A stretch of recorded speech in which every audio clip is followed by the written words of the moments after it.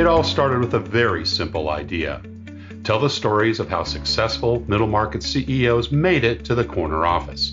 I'm Brant Handley, founder and managing director of Resource Options International, or ROI.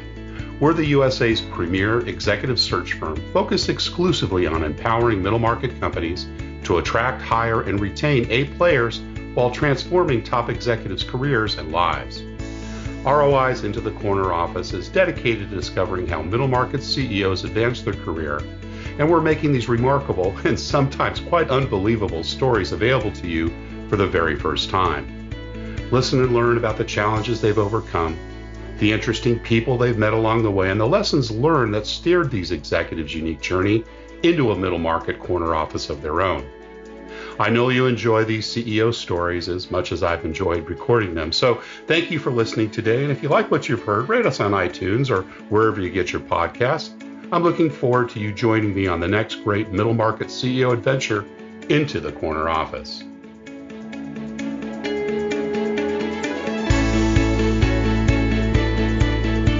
My guest today is Gilbert Hernandez. Gilbert serves as the Chief Executive Officer of San Antonio Youth for Christ and is a veteran member of the Christian nonprofit community.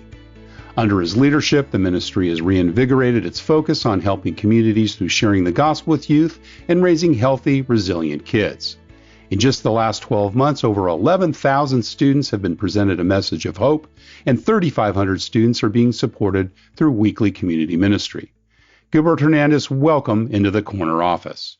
Well, thank you for inviting me. Great to be here. Wonderful. Great to have you here. And it's still a hot fall day, but not only in San Antonio, but up in Connecticut. But we're going to have a real cool podcast ahead. So yeah, looking forward to it. Really excited about getting to know you. And, we always like to kind of start with the early years. And Gilbert, maybe you can tell me a little bit about that, where you grew up and, what your early family life was like. Yeah, I grew up primarily in San Antonio, did a couple of preteen years in Michigan, but realized very quickly that was too cold for our Texas blood. You get used to it after a while, don't you? Yeah. You get used to the 102 days and, about 3 months of that. But then other than that, it's great golfing weather. I mean, the rest of the year. Exactly. So you get about 3 months of that. And, grew up, interesting journey. My father, my stepfather, who raised me from the age of 2 years old, was when he married my mom was a drug addict.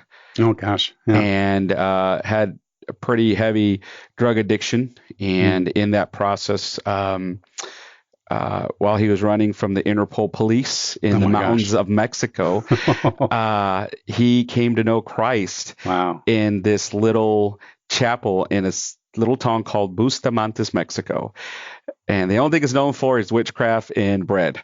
And so, but God was there, and it changed the trajectory of our family. Wow, that's awesome. How old were you at the time? I was probably about 5 or 6 years old at that moment, at that time. And it really transformed where our family was going after that point. Imagine. Tell me about your mom and brothers and sisters. Mom, born and raised in San Antonio. Her father, my grandfather, is a World War II veteran, and good man, raised 14 children, which is, I know. I'm like, how does that even, I'm struggling with 2. Was he an immigrant?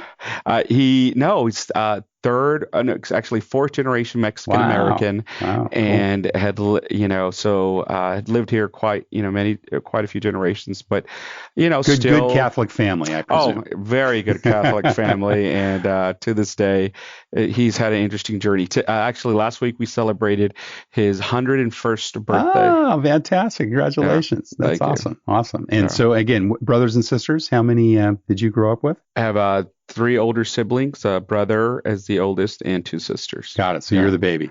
Yeah. Although sometimes I feel like the older brother with the way our trajectories in life have taken us. That's not too rare. I actually can say the same thing. Sometimes I feel like I'm the bigger brother, as I'm the youngest as well. Sure. Tell us a little bit about some of the inspirations and kind of the impact that your parents had for me. You talked a little bit about your stepdad. That's pretty significant. And I want to get into your faith walk in a moment. But, what's some memories of mom growing up or maybe your older siblings and some things you recall from those days? Yeah, well, I grew up in a traditional Mexican family, and so, Bilingual. Yeah, bilingual. It was interesting. At church, we spoke Spanish, and at home, we spoke English. Or as my wife has come to help educate me, I spoke Tex-Mex. She's from Mexico, but she says you don't speak Spanish. You don't speak Spanish. No. But mom and dad, Spanglish, as they say. Exactly, Spanglish. So mom and dad, mom stayed home. Dad, I told you about his walk. Ended up coming to Christ and called in the ministry. And so, when you talk about people who inspire you, my dad, when he came to Christ, had a third grade education, and he passed away now 8 years ago with a doctorate in theology, and had planted 8 churches around the world. Wow. I mean, it's an amazing story. Wow. Yeah. So I remember there was a day I was sitting with my dad, and he just said, "Hey, there's no excuse for you not to succeed in life. Look at me." And I was like, "Oh my gosh, like, what do I do now?" Inspiration for sure. Yeah. So when did you come to Christ, and what role did he play in your upbringing? Yeah, well, I told you my dad got called in the ministry, and he went to the people that he came from, which is a lot of people that were in drugs and alcohol. I tell people I didn't know I had my own room till I was 8 years old, because we always had someone at our house. Sure. He was helping people recover and get free, and so I grew up in church, but it's one of those things, having talked to youth now about their faith for over 20 years now, I tell them, you can go to church all day long. It doesn't make you a Christian. It's not until you surrender your life. That's right. No more than me going to the airport and, buzzing around the tarmac. Yep. It makes me an airplane. So it's one of those things that at the age of 18, I had gotten a full ride. It worked really hard to go to get good academic base to go to college. Had a full ride to UT, and yet God says, I didn't call you to be an attorney. That's what that's what I thought I was going to be. He said, I called you to share the gospel with a lost and dying generation. Yeah. Gosh, well, followers of Christ follow Christ, right? Yeah. That's what my pastor always says. Yeah. What about your school days? Were you a good student, elementary, high school? Yeah, for the most part. For the most part, my parents were really big about making sure that we were diligent in our studies. Again, I told you I had a dad who had a third grade education, and my whole life saw him in school studying. And before he passed, had a doctorate in theology. That's incredible. Did he go right into ministry right away, and after his road to Damascus, so to speak? Yeah. And he did. He had quite the journey, and went into pastoral work, and just was a diligent study of God's word, and felt like he wanted to give his best, and part of that was educating himself. And same thing with my mom. She had a high school education, and she went on to get her master's degree. And so in our home, education had a high priority. And so I was pretty good about keeping up with grades. And I would just say I always had my own plans until Jesus stepped in. I know what that's like. What about outside of school? Were you involved in sports, music, theater, Gilbert? What kind of things did you pursue? It's interesting. My mom, I always wanted to play football, basketball, but my mom had this boyfriend that unfortunately, he had a terrible football accident. And when she was growing up. Yeah, when she was growing up. Right. Yeah, not when she was married. Just want to clarify that. Thank you. I knew that's what you meant. Yeah, my mom would appreciate that. But she... so he ended up breaking his neck and became a paraplegic. So I was forbidden from playing any sports. Yeah. Any she was sports? Like, no, she was like, you're not going to do that to me. And I was like, Mom, what about my life? Gosh. Anyways, long story short. So I got into debate and into theater, and so enjoyed that, quite a bit. And so I got to play basketball with friends, but I mean, I was never allowed to do, kind of school sports. So. Well, debate's fascinating. You'd be surprised the number of CEOs we've had on the show that have come from debate. I was a debater in high school, and then went on to do it in college as well. And, I think it really trains your mind, right? It helps you with regards to looking at situations, being able to understand both sides, and, good presentation skills, right? Yes, in develop it. Have you found as you progressed in your career that those debating days were a good investment of your time?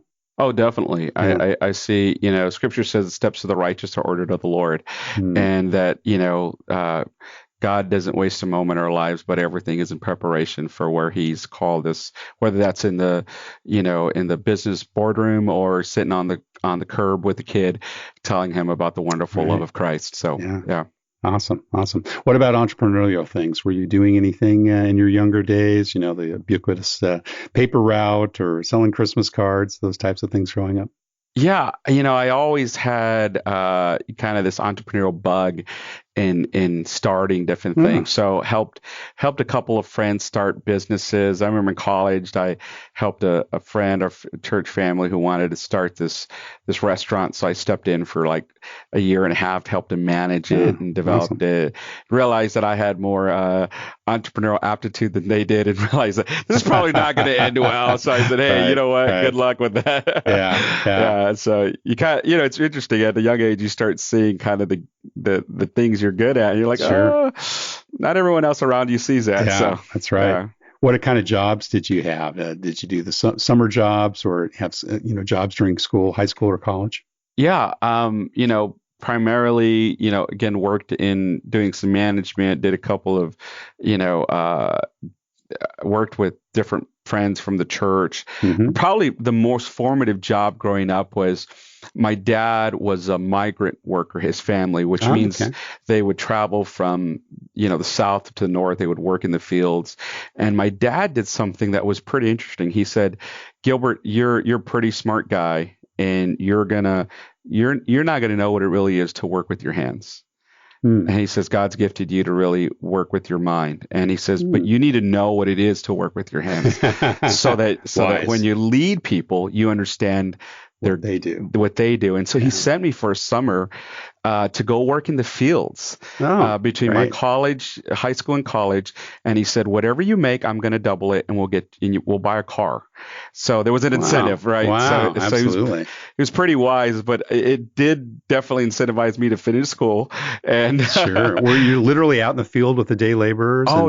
Picking lettuce or? Yeah. Wow. It was up at 4:35 and you work all day, and you came and you ate. Good for him. And he was right, though. I look back on that, and I'm grateful to my father who made me understand what it was to have a hard day's work. Yeah.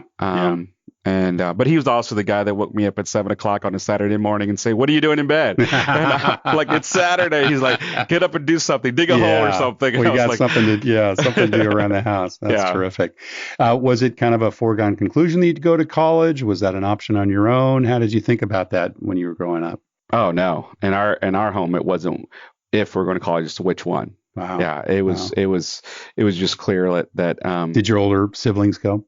And that's why I said our trajectories were different, because my siblings struggled. They didn't quite take to the change in our family. I was the youngest, and so they got to see probably the stuff that wasn't the best out of our family. Yeah. And so they've struggled with that. And so, I was the first in our family to, other than our parents, to graduate university. Cool. Yeah. And how did you decide what college to go to and what major to pick? Well, again, like I said, I was on my way to University of Texas in Austin, and had to ride full ride on my way there. And then the Lord just really called me into ministry. And my dad went to a local Bible college here, and that's where I ended up going and getting my undergrad. Yeah. And that's how the journey started. Yeah. Awesome. Did you go on to get your divinity as well, or your master's? Yeah, I got my master's, Vision University, and just continued. And, at this time, kind of thinking, I always hear my dad, when he got his doctorate, he looked at me and said, "You have no excuse, Gilbert." If I can do it. Exactly. If I had a third grade education, what excuse do you have? And I hear that. I don't know about you, but I hear those tapes in my head every once in a while. Yeah. They're motivators. Huh? Yeah. Cool. So, did you go right into ministry out of college? Yeah, kind of did. I did a youth. My dad pastored church, so I youth pastored with him and did that for a couple of years.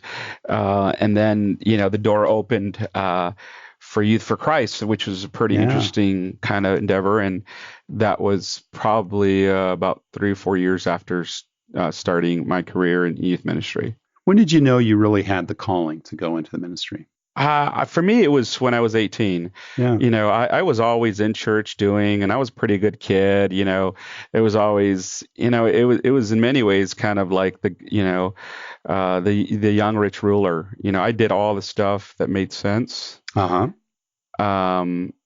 For church kids to do. Right. But at 18, I feel like I surrendered my life, and part of that surrender was my career change. I had a pretty clear path, and had negotiated with God about what I wanted to do and what I wasn't wanting to do. And I learned that he doesn't like negotiating with us. His will, not mine, be done, right? Exactly. And I was like, for me, that was when I surrendered my life completely to Christ and started following him. Yeah. And obviously you have to really have a heart for kids to get into youth ministry. And what was, if there was one, a defining moment when you knew that was kind of your path, and the one you've obviously been on for a number of years now? Yeah. That's an interesting question, because the truth is, and God is my witness, I did not like teenagers. Not too many people do. Yeah. In fact, a lot of teenagers really don't like themselves very much. Very true. That's part of the problem. And I remember as I started this journey, and I felt like God was calling me to go work with teenagers. How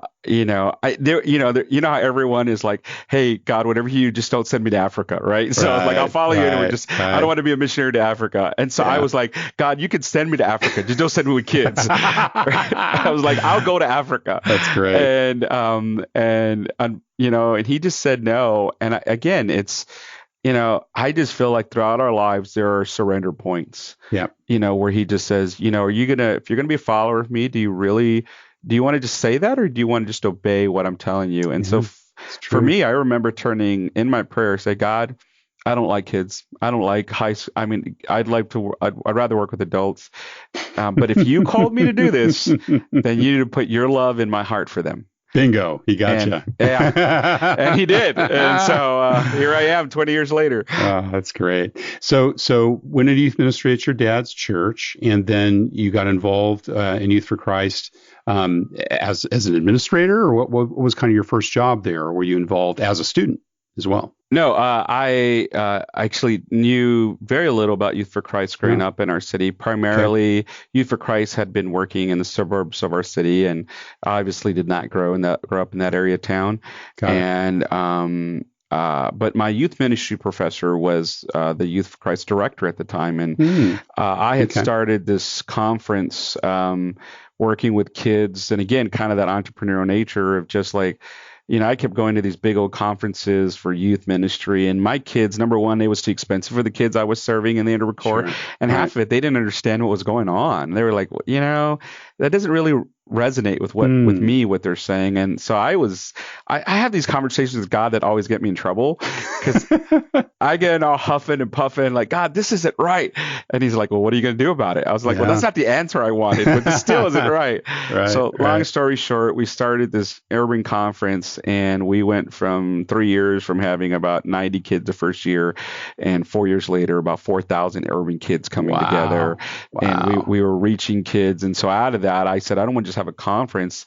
Like, God, what is in your heart? And he says, I want to help these kids take the gospel back to their schools. So we started planning what we call student-led clubs. In 1994, under Clinton, the law gave us the ability to have equal access with all clubs, including Christian clubs. And so we got access to public schools.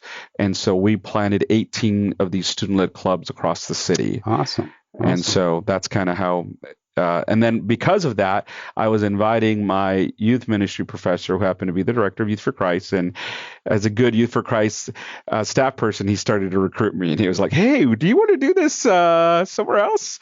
And so, that opened the door. To it.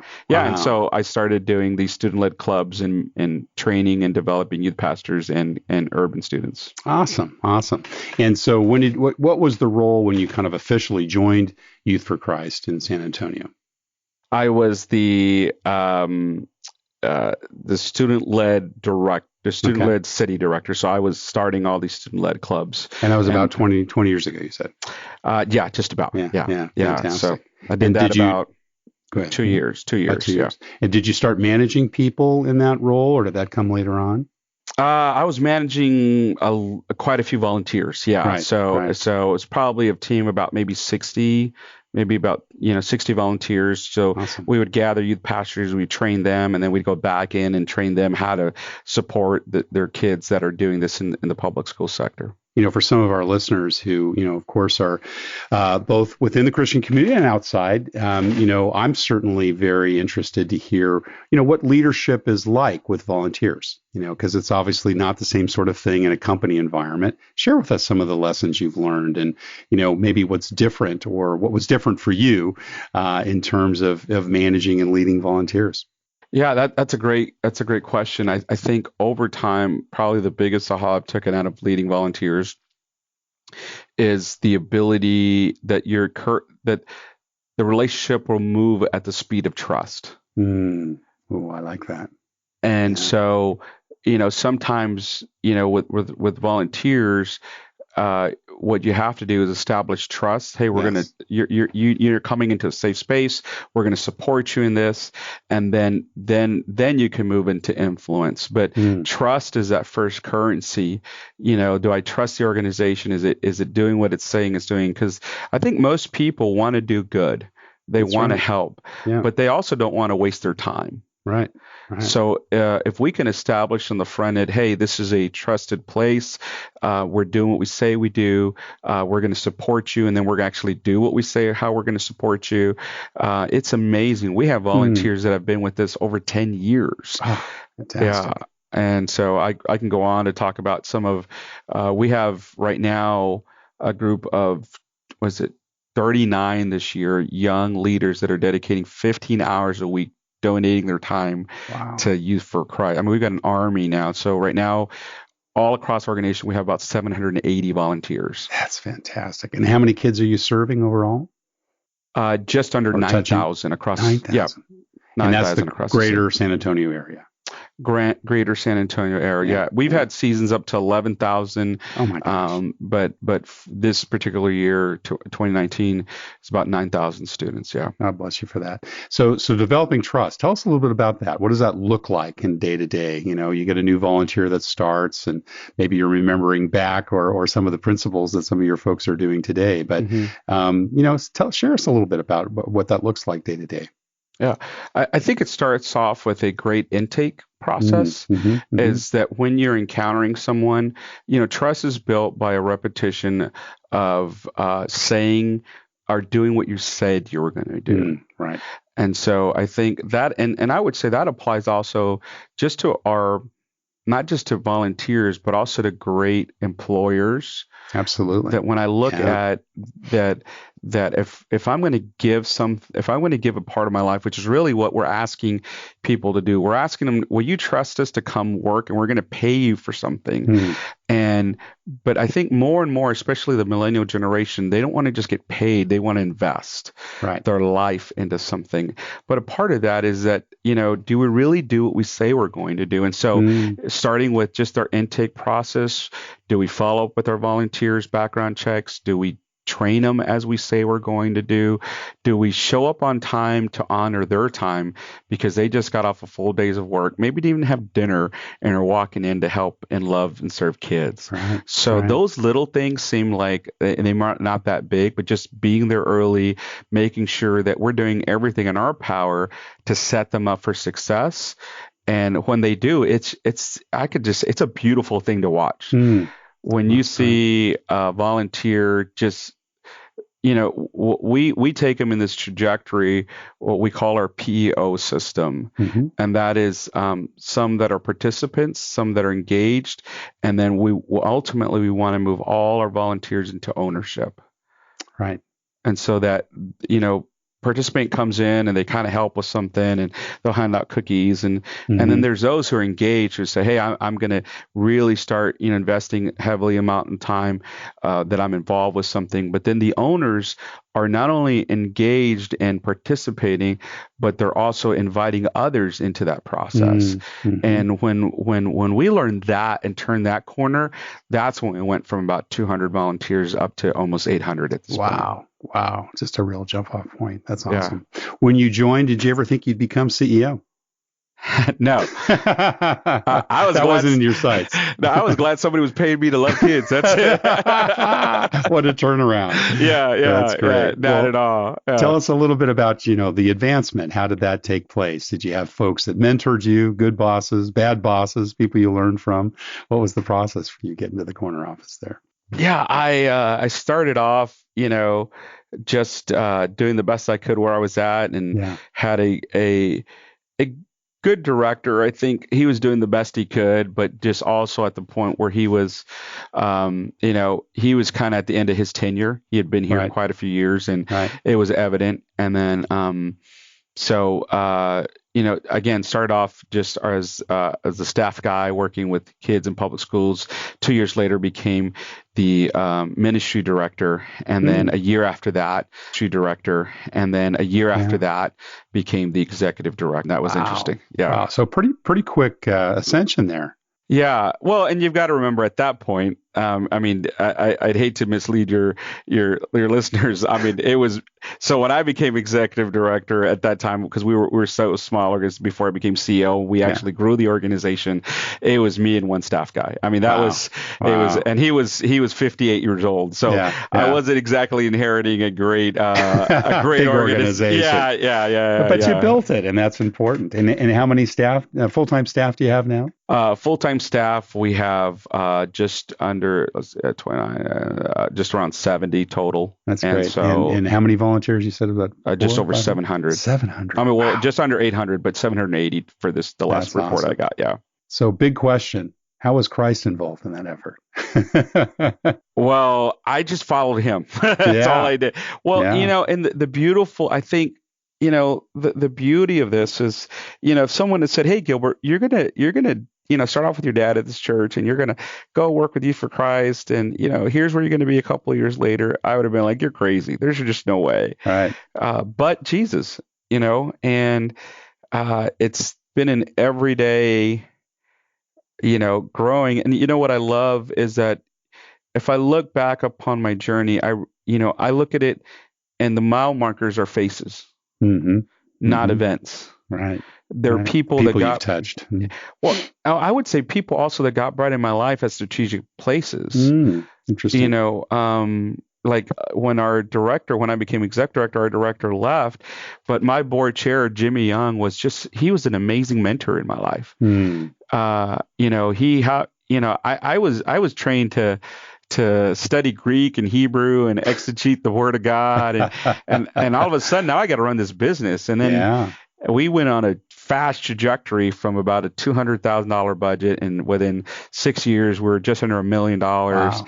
And then, when we passed the $1.5 million mark, it was all of a sudden I was like, oh my Lord, like I don't know how to run $1 million organization, and yet that's where organizations like C12 came alongside, and they helped me really understand that it's all God's business, and, had some good mentors and training in that process. Awesome. How would you say your leadership styles evolved over that time? Oh man, what are you doing differently today, if anything, than you were doing 15, 20 years ago? I think the major thing is I've learned to trust more God. I think when I was younger, I had a lot to prove. I don't know why. Right. But just I felt like I was always trying to prove something. And the over the years, what I've come to learn is to trust the gifts that are in me, and to trust the Lord that He will guide my path, even when it seems even if it seems improbable. How do you let Him lead you? Is there something that you do at work every day, or something, in your devotions? We're granted a daily reprieve, right, to reestablish our relationship with Him, among a lot of other things. How do you keep Him rich and involved in what you do? Well, for me, it's to have a practice of where the Bible says pray at all times. And so when I was younger, I thought, well, man, that means I got to be on my knees all day long. But, I think really inviting him into the nuance and not get so caught up on that I know everything. And so there's many times I'm sitting in a meeting, and in my heart and in my mind, I'm like, Lord, how do I address this with this person? Yeah. Right. Or I'm walking at us. Yeah. Like my flesh wants to do this right now. Right. Or just, the Bible says if anyone lacks wisdom to ask, and he doesn't say godly, he doesn't just say, well, if it's only ministry wisdom or it's That's only, right. There's been business deals where we're talking about buildings and what acquires something. And I'm sitting in the meeting like, Lord, please, there's a lot of people who entrust their resources to you for Christ. I don't want to mismanage that. And there's been times where something will come up and I'm so glad that came to light, because it would have been a bad decision. And I think that applies to all businesses, that no matter where you're at is God cares about the little things. If we just invite him, and it's amazing how smart we look after that. Well, humbling yourself to the Lord, right? Yes. Allow him to guide and keeping the ego out of the way.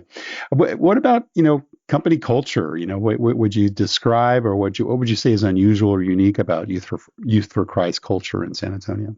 We really believe in living life authentically with one another, warts and all. Yeah. And I think that's such a rarity today. Yeah. Like we really believe in understanding the grace and love with one another, and understanding that there is a high level of accountability. Right. But at the same time, we will walk with brothers and sisters who are struggling. And so so that's created a culture that says I can be who I am. And I think secondary to that is an entrepreneurial culture. Like we want to, if we're going to be with kids, what we did 5 years ago isn't going to work anymore. That's right. Yeah. No, so true. So, got to keep it fresh. Yeah. It's just like any other business. Yeah. And so go ahead. No, I was going to say, and you're part of a global organization as well, not even just a national organization. Do you kind of share stories and connections with other, EDs and CEOs in other places that are, doing Youth for Christ ministry? Yeah, I mean, Youth for Christ has a great network, again, like you said, not just nationally, but internationally. And so we've been able to, build strong relationships. I also get the privilege of serving on our national board. We're structured a little differently, where they have 3 lay leaders from the field. And so that allows me to have access to, pretty high level processing and thinking, and allows me to grow, contribute, but also grow in that environment. Awesome. Cool. And, you're obviously hiring people, bringing people into the organization. And I'm sure some of our listeners, looking at their career, maybe they're in college or taking a look at opportunities outside. What do you look for when you're making bets on the people you want to invest in and hire? I look for people who are willing to work at whatever is in front of them. And so some of that is like in our intake process, we'll give someone an opportunity. If we're having, let's say they're going to be a club speaker, they'll have them arrive for the interview, and we'll just throw them a monkey wrench and say, hey, we want you to present on this. Wow. And really think on their feet then, huh? Well, but here's the thing. I mean, if you're in the environment with kids, that's a constant. That's right. Yeah. Like you're always going to be asked questions you're not prepared for. You're always going to be, and so what I'm looking for is not a great presentation. What I'm looking for is, are they willing to get in and try? Right. And unfortunately, it seems like there's analysis paralysis with a generation arising coming into the workforce, where they'll just think too much about it, and well, I'm not ready, and I don't know if I can do this, and unfortunately, I mean, they're extremely sharp, yet sometimes if you don't have at least enough belief in yourself that I'm going to try this, then this is probably not the best place for you. Yeah, that's so true. So it's not looking for perfection. It's just saying, are you willing to just try and get in there? Right. And we can train the rest. Right. But it's kind of hard to. What's the old adage is that it's a lot easier to move a car that's already in motion versus one that's standing still. That's right. Yeah. That's right. Yeah. So true. And do you get involved in a lot of the interviewing, both with regards to the volunteers as well as the full-time staff? Volunteers, no. I mean, we've at this point now in our structure and with staff, it's only in our top tier staff that, I mean, I've been blessed to have a really great team. And so we've just created the cultures and the values that drive those interview processes. What are some of the key questions you like to ask in interviews? Tell me about the hardest thing you've ever done, and just let that roam. Because I think for me, again, most of our hires are younger, newly graduated. That's the demographic that we're hiring into youth ministry. It's rare that we're going to hire someone that's a little older. Not impossible, but it's just not our key demographical hiring. And what we try to see is one of the biggest challenges this generation has coming in is resilience. Is the ability to say, I'm going to take some hits and still push on. And so that's what I'm trying to look for constantly is like, if you can push through, because it's not a matter of if it's going to get hard, it's when. True. And, again, like everything else I can train you on, but your heart, if you ain't got grit, if you don't have heart to push through stuff, then it's very challenging. You can be very gifted, but if you don't want to push, then it's not going to go anywhere. Right. And I think about leadership as a whole. Part of good leaders is the ability to walk through difficult situations with grit and not having all the answers, not having it all complete, but just the willingness to say, I'm going to push through. And it's amazing how God helps us in those seasons. Amen. Terrific. Well, Gilbert Hernandez, CEO of the Youth for Christ organization in San Antonio. This has been terrific. We do have one last question, though, we'd like to ask everyone. I know you've been very generous with your time today, but what kind of career and life advice would you give to someone who maybe has joined a nonprofit, is thinking about the career in that? Maybe they have the same sort of heart and love for youth ministry that you do. And, if you had to look back and say 20 years ago, what you'd done differently, or what would you like to give someone as advice, what would that be? I saw that on the list of questions, and I've been thinking about that a lot. So just three quick things is number one is ask your father what he wants you to do. Because I think there's so many people in this world, and for those who maybe are not of faith, just encourage you, just sit down in a quiet place and really just ask the Lord, what did you create me to do? And dive into that, because I think there's so many people going after a career choice and money and status, and I've seen a plethora of people, because I work raising money and people who have multi-millions of dollars and are completely unsatisfied with their life. So true. I see it too. And so don't pursue money. I'm not saying don't get paid for what you do. I'm just saying don't make that the only priority. And then number two is whatever you do it to the best of your ability. Go at it. I mean, give your all into. Get there early. Do all the stuff nobody else wants to do, because then you get to do the things that nobody else wants to do. And I think that is, if those two things, if you can just listen to what God's called you, or think about what am I really created to do, or what was I put on earth to do, and drive into that. And I got to say this connection, and that doesn't mean that you start off doing that. Right. Because there are things that you start off doing that you do, but they're just preparation for where you're going. Right. And don't despise those years where, maybe you're in a sales job and you're like, man, how am I going to do this? Or, I don't want to be in sales all my life, but that may be preparing you to really become a great communicator and a great leader, and selling the vision of your organization someday. And those are it's tools. Like debate. What debate taught you how to communicate in high school led you to be a better CEO today, right? You can do all lines exactly. Of that. That's right. And you had a third one? Yes, a third one is just. So first of all, what were you born to do? Secondly is do whatever you do it with all your heart. And then thirdly is seek a mentor. Yeah. Seek a sage in your life. Seek someone that is gone a little bit further. And I picked this up years ago. When I found what I really wanted to do, I was like, it was worth my investment to say, hey, I can't pay for a consultant, but I can pay for your lunch, and I'm going to invite you to lunch often. And I would say, look, I'm not even eating. I've got my notepad. You eat. I'm just gonna just shoot some questions at you, and I'm gonna write. And it's amazing how many people would be willing to invest in some young person, or even middle age that has a desire and a willingness to learn and grow. And so, absolutely, if you can do that, I think you're going to be all right wherever you land. And what a great strategy too. I'm paying for your lunch.